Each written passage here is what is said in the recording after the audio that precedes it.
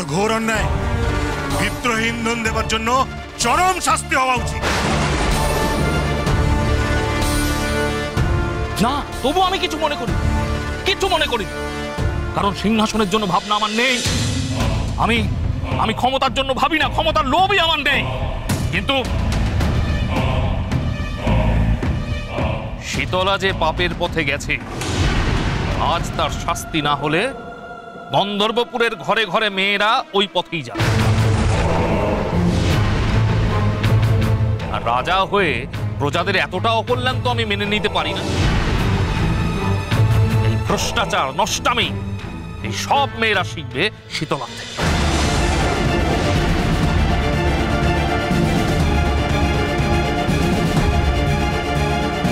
এই গন্ধর্বপুরের মেয়েদেরকে যদি আমি স্বাধীনভাবে বাঁচার শিক্ষা দিতে পারি, তাহলে আমি নিজেকে ধন্য মনে করব। কিন্তু আমরা তা হতে দিতে পারি না। কখনো বাইরে রাত্রিবাস করে আসবে, কখনো কোনো ভণ্ডকে মহারাজ সাজিয়ে এনে সমাজে অস্থিরতা তৈরি করবে। আবার বিয়ে ভেঙে যাবার পরেও লজ্জা না পেয়ে, একটুও দুঃখ না পেয়ে সমাজে মাথা উঁচু করে ঘুরে বেড়াবে। আবার কখনো স্বাধীনভাবে বাঁচার নামে মেয়েদের জন্য ভুল উদাহরণ তৈরি করবে। সেটা তো হবে না শীতলা। শোনো সকলে, এই মেয়ে আসলে পুরোটা চরিত্রহীন।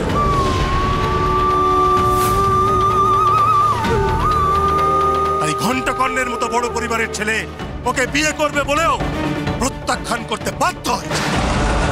তারপরেও যদি মেয়েকে কোনো শাস্তি দেওয়া না হয়, এভাবে সমাজে বিষ ছড়িয়ে বেড়ায়, তাহলে সমাজ কলুষিত হবে, অপবিত্র হবে গন্ধর্বপুরের পবিত্র ভূমি।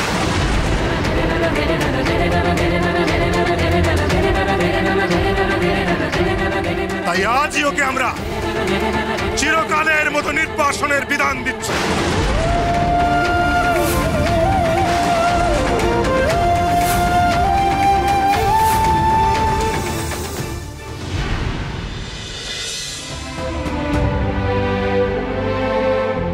হ্যাঁ রে, তুই সত্যি সত্যি চলে যাবি? আমাদের কথা একবারও ভাববি না?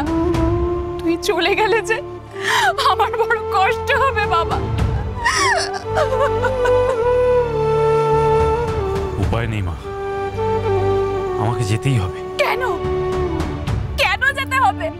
বেশ তো ছিলি, হঠাৎ করে এমন কি হলো তোর? হঠাৎ করে তোর জীবনের উদ্দেশ্য জানার এত কি দরকার পড়লো? ঘণ্টকর্ণ, তুই আমার গর্ভে জন্মেছিস, তুই আমাদের সন্তান, এটাই তো তোর পরিচয়। নতুন করে আবার কি জানবি? সে তুমি বুঝবে না মা, আর আমি তোমাকে বোঝাতে পারবো না। বাবা, বাবা তুমি একটু। আমার যা বোঝার বোঝা হয়ে গেছে খন্ড। এটা তোমার দায়িত্ব জ্ঞানহীনতার পরিচয়।